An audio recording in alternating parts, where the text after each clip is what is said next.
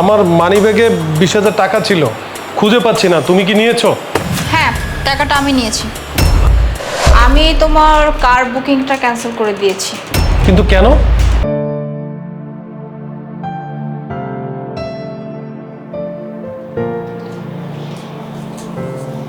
এই নাও তোমার ব্লেজার। শোনো, আমার কিছু টাকা লাগবে। টাকা লাগবে কেন? বাসার কিছু কিনতে হবে নাকি? হ্যাঁ, বাসার জন্য কিছু কেনাকাটা করতে হবে, তাই আমার কিছু টাকা লাগবে। টাকা দাও। কি বলো, বাসায় তো এমন কোনো জিনিস আমি বাকি রাখিনি যেটা কিনতে হবে। মেঘ, এর জন্য আমার মাঝে মাঝে মনে হয় যে না, আমার এবার একটা জব নিতেই হবে। কারণ আমি না আর কৈফিয়ত দিতে পারছি না। মানে যখনই কোনো টাকা চাইবো, কি করবে, কেন করবে, কোথায় খরচ হবে, এত কৈফিয়ত না আমার দিতে ভালো লাগে না। টাকা চাইবো, বাস টাকা দিবা, তা নাহলে আমি জব করবো। আচ্ছা আচ্ছা, বুঝতে পেরেছি। কত টাকা লাগবে তোমার? 50,000। ওকে, দিচ্ছি। হ্যাঁ,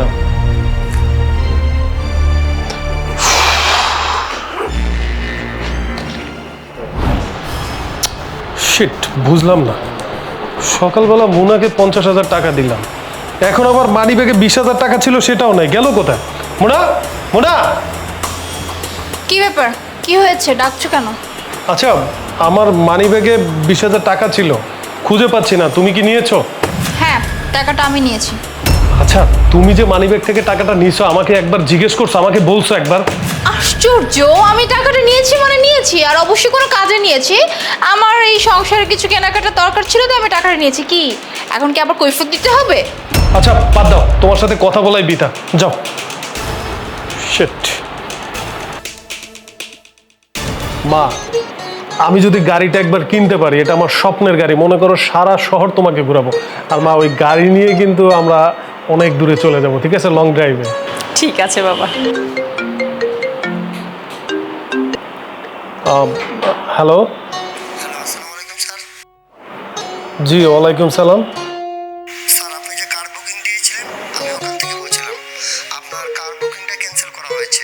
কি বলেন? আমি গাড়ি বুকিংয়ের যে টাকা দিয়েছি আমি তো ক্যান্সেল করিনি। কে করেছে ক্যান্সেল?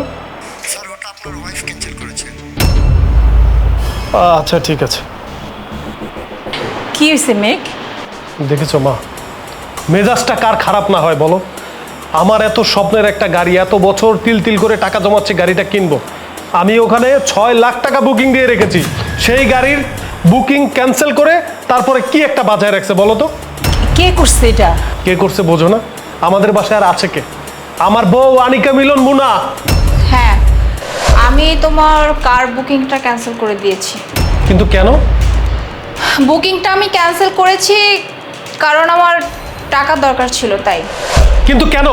তুমি কেন গাড়ির বুকিংটা ক্যান্সেল করে দিয়েছো? এই গাড়িটা আমার ড্রিম কার ছিল, তুমি জানো না? মেঘ, তুই একটু থামতো বাবা। বৌমারে জিজ্ঞেস করি বৌমা কেন এমন করছে, কারণ বৌমা তো এরকম করার মেয়ে না। বৌমা, কি হয়েছে তোমার? তোমার কোনো সমস্যা? তুমি কেন এমন করলা? টাকা দরকার ছিল, আসলে আমার জুয়েলারি কেনার দরকার ছিল, আর এর জন্য আমি তোমার কার বুকিংটা ক্যান্সেল করে ওই টাকা দিয়ে আমি জুয়েলারি কিনে নিয়ে আসছি। জুয়েলারি কিনেছে মানে? আমি বুঝলাম না। তুমি জুয়েলারি কেনার জন্য আমার গাড়ির বুকিংটা ক্যান্সেল করে দিয়েছো? তুমি জানো না এই গাড়িটা আমার স্বপ্নের গাড়ি? আমি তিল তিল করে কষ্ট করে টাকা জমিয়ে এখানে বুকিং দিয়েছিলাম, সামনের মাসে গাড়িটা আমাদের হাতে আসতো। আর তুমি কিনা সেটা নিয়ে জুয়েলারি কিনে এনেছো, আর আমার কাছ থেকে এটা ওটা বলে টাকা নিতা। এত টাকা দিয়ে তুমি কি করো বলো? আমি এতদিন পরে প্রমোশন পেয়েছি, সেই প্রমোশনের সামনের মাসে বেতন পেলে চেয়েছি গাড়িটা কিনে ফেলবো, আর তুমি কিনা এই আমার স্বপ্নটা এমন করে ভেঙে দিলা।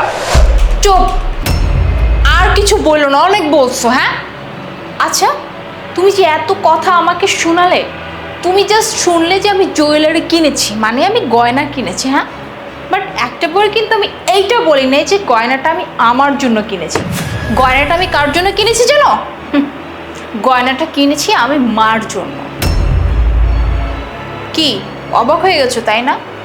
এই যে তুমি এতক্ষণ যাবত এত এত কথা বললে যে মুনা, আমার এত দিনের একটা স্বপ্ন, আমি গাড়িটা কিনবো, আমার প্রমোশন হয়েছে, কত স্বপ্ন ছিল আমি গাড়িটা কিনবো, গাড়ি নিয়ে লং ড্রাইভে যাবো, এই সেই কত কিছু। এই সব কিছু কার জন্য? হ্যাঁ, শুধুমাত্র মার জন্য। তুমি কি ভুলে গেছো মেঘ? হ্যাঁ, তোমার যখন কলেজে একটা ফিস দেওয়ার দরকার ছিল বা তোমার কাছে টাকা ছিল না, তখন কিন্তু এই যে মা তার গয়নাটা বন্ধক রেখে তারপরে কিন্তু তোমার ওই কলেজের ফিস দিয়েছে। শুধু এটাই নয়, যখন যখন আমাদের বাবাই দুনিয়া ছেড়ে চলে গেল, যখন সংসারে একটু অভাব অনটন ছিল, তখন এই মাই কিন্তু তার গয়নাগুলো বন্ধক রেখে সংসারটা চালিয়েছে। আর এই মার জন্য না আজকে তুমি এত বড় একটা পজিশনে আছো, এত ভালো একটা জব করতেছো। যদি এই মা যদি এই কাজগুলো না করতো না, না তুমি ভালো পড়াশোনা করতে পারতে, না ভালো কোনো জব করতে পারতে। আচ্ছা একটা কথা বলি, শুধু নিজের জন্য কেন ভাবো? হ্যাঁ, একবার কি ইচ্ছে করে না মার জন্য ভাবতে? তুমি তো চাইলে একটা গাড়ি তো, তাই না? হয়তো তুমি আজকে নিতে পারো, সমস্যা কোথায়? তুমি চাইলে 2 মাস 3 মাস পরেও তুমি একটা গাড়ি নিতে, এটা কোনো ফ্যাক্ট না।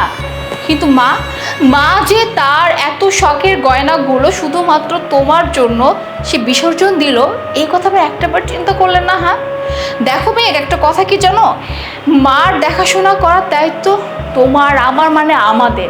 তার কি লাগবে কি লাগবে না, তার কি কষ্ট হচ্ছে, তার কি প্রয়োজন অপ্রয়োজন, সব কিছু দেখার দায়িত্ব শুধুমাত্র আমাদের। আর আমরা যদি এগুলো থেকে জাস্ট গুটিয়ে যাই তাহলে মার কি হবে? হ্যাঁ, মা তো সারাটা জীবন আমাদের পিছনেই ব্যয় করে দিল। আমরা কি আমাদের জীবন থেকে কিছুটা সময় মার জন্য দিতে পারি না? মানে খুব তো চটে গেলে, হ্যাঁ তুমি কেন এই কাজ করেছো ওই কাজ করেছো, অথচ দেখো তোমার জন্য করার জন্য না একটা সেকেন্ডও ভাবে নাই। তাই আমি গাড়ির বুকিংটা ক্যান্সেল করে ওইখান থেকে 6 লাখ টাকা, আর ওই যে তোমার কাছ থেকে কিছু মাঝে মাঝে টাকা নিতাম না, এটা কিন্তু আমার জন্য নেই, এটাও আমি এর জন্যই নিয়েছিলাম। কারণ যেখানে মা গয়নাগুলো বন্ধক রেখেছিল ওখানে সুদ সহ 6,70,000 হয়েছিল, তাই আমি এই কাজটা করতে বাধ্য হয়েছি। আর আজকে আমি নিজে ওখানে গিয়ে গয়নাগুলো ছাড়িয়ে নিয়ে আসছি। মোনা, আমি আসলে রাগের মাথায় অনেক কিছুই বলে ফেলেছি, যেটা আমার আসলে বলা উচিত হয়নি। তুমি যে এত ভালো একটা মানুষ আমি কল্পনাও করতে পারিনি। তোমার মতো বউ পেয়ে আমি অনেক হ্যাপি। প্লিজ আমাকে ক্ষমা করে দিও। দেখছস বাবা, ভাগ্য গুণে আমি এরকম বউ পাইছি। হয়তো আগের জন্মে কোনো ভালো কাজ করছি। এই বৌমা আমগো সংসারের জন্য, আমাদের জন্য কত চিন্তা করে। যদি আমার ভাগ্য ভালো না হইতো, হয়তো আমি এরকম বউ জীবনও কোনোদিনও পাইতাম না বাবা, কোনোদিনও পাইতাম না। না মা, এভাবে বলবেন না। আমি তেমন কিছুই করিনি, কিছুটা দায়িত্ব পালন করলাম, যেটা কিনা আসলে আমার আপনার জন্য করা উচিত। আর হ্যাঁ, এই যে আপনার গয়না,